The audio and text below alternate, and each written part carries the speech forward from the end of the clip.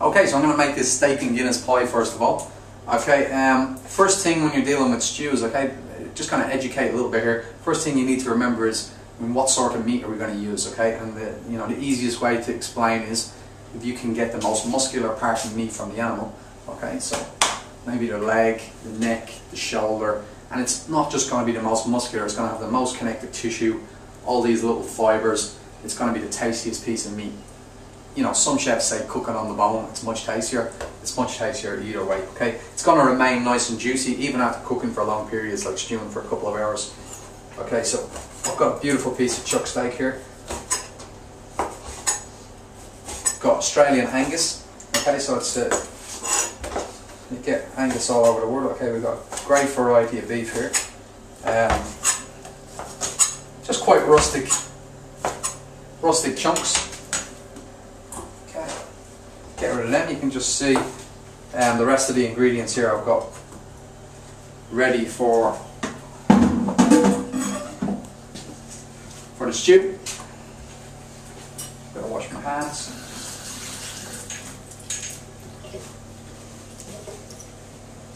Okay, so we've got our chuck steak. We've got what chefs call a mirepoix vegetables. We've got some carrots, some onions, some celery, some leek. Okay, we've got a nice hot pan. There's the hope. We've got a new bottle without the lid off. I'm just going to take the top off this. New oil bottle I filled up with. No hole in it. Okay, so plenty of oil in there. Make sure it's good and hot. We're looking for our pan to be almost smoking. Okay, we don't want it smoking, we don't want it set fire to the house or anything or the building. So we'll just have good and hot. Good way to check it out. We'll have a look. Stick your piece of meat on there, and we're looking for a really nice sizzle. We don't want it smoking or burning the house down, as I said, but we just want a nice hot pan. And we don't want to get too much meat in there at one time, because it's going to just lower the temperature of that pan straight away if you chuck it all in. Okay, so our chuck steak, we're not going to chuck it all into one bit. Okay, so we're going to get that nice brown. We're going to caramelise that up. Okay, with all that connective tissue, it's going to get a lovely flavour. Okay, some of the other ingredients we've got here: mirepoix vegetables, carrots, onions, celery, leek. Got some beautiful garlic. Got some nice smoky bacon. Okay, that's a maple smoked bacon. You can use tomato paste, or I've got some tomato puree. I've got some diced tomatoes there, an Italian brand of Roma. Okay, it's got a little flour, which is going to just help to thicken this sauce up, okay, for our stew. And we got another chefy thing here, sorry about this, but you know, we got another, you too can do this at home. Okay, we got some parsley, thyme, and I've got some fresh bay leaves here, okay. Now how to use fresh bay leaves, if you're using the dried stuff, these just need an extra bay leaf. Okay, they're a little, not quite as strong as the dried ones. Okay, so our meat is searing along nicely here. We're looking for a lovely golden brown colour. You can probably see that there. A nice golden brown colour on our meat.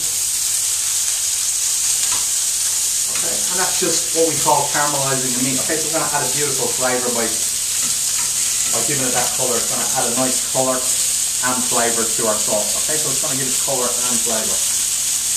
I'm going to season it up a little with some salt and pepper. I should have done that before, but you'll have to forgive me on that one. Okay, so season that meat up nicely. I can even rub a little oil on your meat before. Okay, that's got a nice colour. Sorry, very un-Irish of me. I did forget the most important part. We've got some alcohol going into this steak and Guinness pie. We'd be very upset if we had no alcohol in our steak and Guinness pie. So I don't want to upset any of the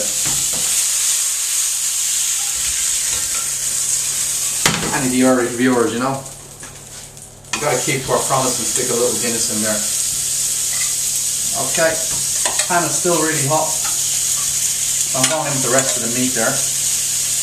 You'll notice I've just switched over to a pot. I'm going to do most of my cooking in the pot. Okay, so I've just chucked the seared meat in there. I'll get my sauce happening in here. Transfer it all in there. Okay, give it a little bit more oil.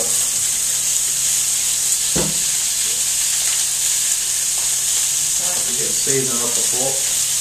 Using this beautiful Australian product. It's called Murray River Pink Salt. Okay, it's really interesting. Pretty appropriate since we're living in Sydney, you know. I was trying to wear a pink shirt today, but I thought, no, we'll go with the Irish green. Okay, so we're looking for that nice golden brown caramelised colour again. Okay, that's lovely. It's cooking up nicely. Okay, you can really get the aroma, the smell coming off that beef. All them connective tissues and fats just rendering down and just creating a lovely smell.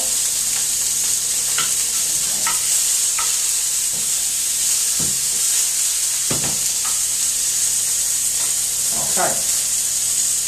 Now again, I apologise again, but I am going to do, in advance I'm apologising at least, I'm going to do another chefy thing here. I'm going to deglaze my pan.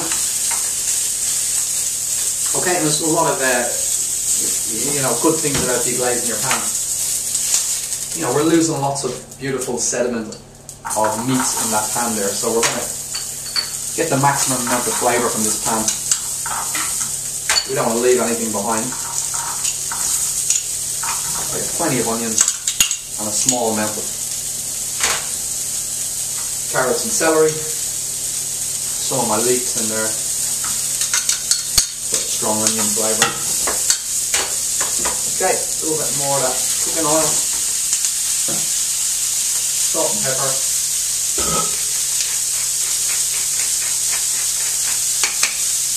Love my black pepper. Pop some of the stuff back in the fridge.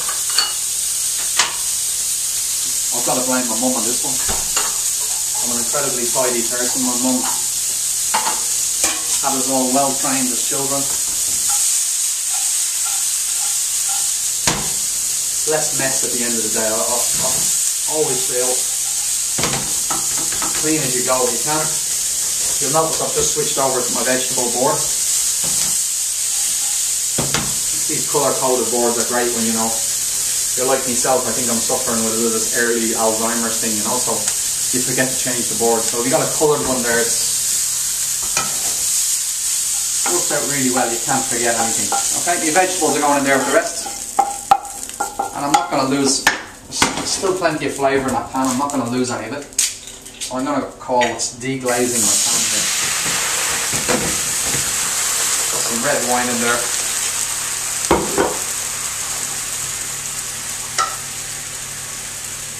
And this is where I'll make my little sauce up.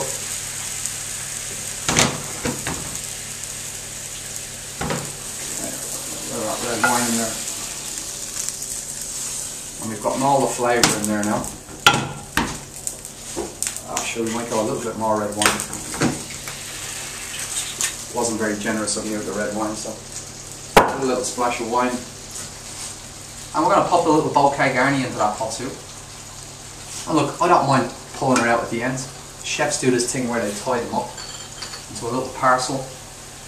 But our bouquet garni is basically our parsley, thyme and bay leaf. So I'm just going to pop them in there as it is and worry about pulling them out later.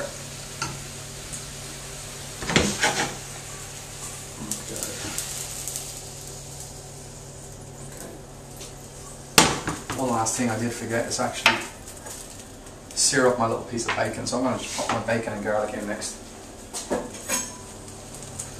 Garlic already been peeled, I'm just going to smash it up a little. And this is going to cook, this stew is going to cook for about an hour and a half, so I'm not too worried about chopping up too fine, because we can just, it's going to break down and cook down. Don't need too much fat for the bacon, it's quite fatty. Just going to add another element to the sauce, a little smoky flavour to the sauce.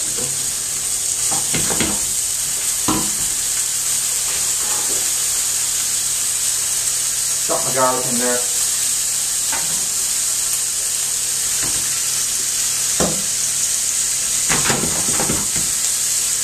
And I'm going to finish the sauce off with some stock, my flour and my tomatoes. And that's the base for my sauce. We're going to bring it up to the boil and simmer and skim.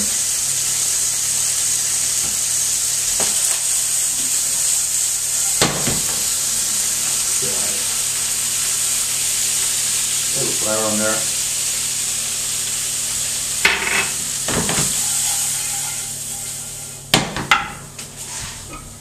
And this is where most Irishmen will probably squirm at this one.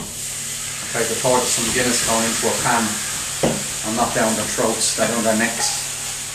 Certainly upset a few of my mates, I can tell you. Okay, so we got a little Guinness in there. Not a whole lot, and what I'll do is, it's quite a potent, quite a strong flavour, Guinness, and it's not to everyone's liking. So what we'll do is we'll add a little in it to start, and a little stock cube is all. I'm going to add a little bit of stock cube. I'm cheating here a little bit. I'm using a little stock cube and a little boiling water, and that's going to basically make up our sauce.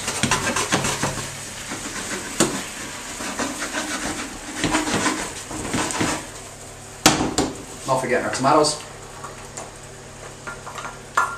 Okay, and we got the basic sauce.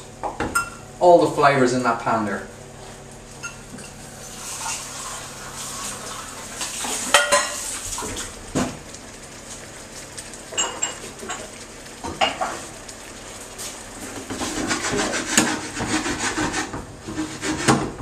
And that's our basic sauce happening. I'm going to take this up to the boil.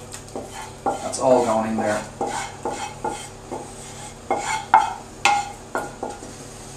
A good friend of mine bought me this spoon. It's a fantastic spoon for deglazing pans and scraping them out. He'd be very happy if I give him a mention. Okay, and that's our stew. I think it's just needing a little bit more liquid. That's our beef and Guinness mix happening there. Right, a little bit of a mess. Okay, you can see that nicely there. It does need a little bit more boiling liquid.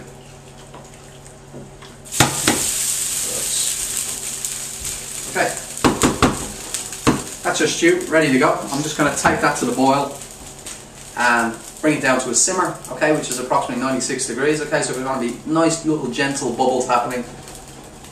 And I'm going to leave it on there for about an hour or so, okay? Only one way of checking to see if it's cooked, and that's to taste it, okay? So that's the best part. I can already smell some of that beautiful Guinness and wine and stock and beef and all those beautiful aromats and vegetables in there. So already got lovely aroma coming off that. We'll give it an hour and a half. In the meantime, I can prepare the pastry. Okay, I'll get the pastry topping done, and I've got some vegetables prepared for the side of this dish. Okay, so keep all of our starch and 2 vegetables happy. I'll just set me a little cooker over here for a simmering temperature, so I'm going to lower it right down to around, look, this is an electronic one, but you want it down to a low to medium heat. Okay, you see I've got my little bubbles happening here. Okay, I do not want it boiling any crazier than that. Okay, so I'm going to set it on little gentle bubbles. We do want a little action in there, so we want to make sure. I'll give you the bubbles again, sorry, I think you missed out on them. There we can see our bubbles happening there.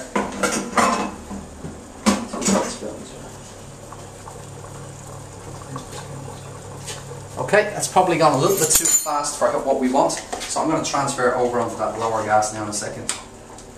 And this is what chefs will call skimming the sauce. So I'm just going to take any of the impurities, and basically the blood will come to the top. Any blood or impurities will come to the top, and we'll skim them off. As this cooks, put that over onto the low gas. That's my steak and Guinness pie mix ready to go. Just need to worry about the pastry. And that's it. Don't need that boiling water anymore.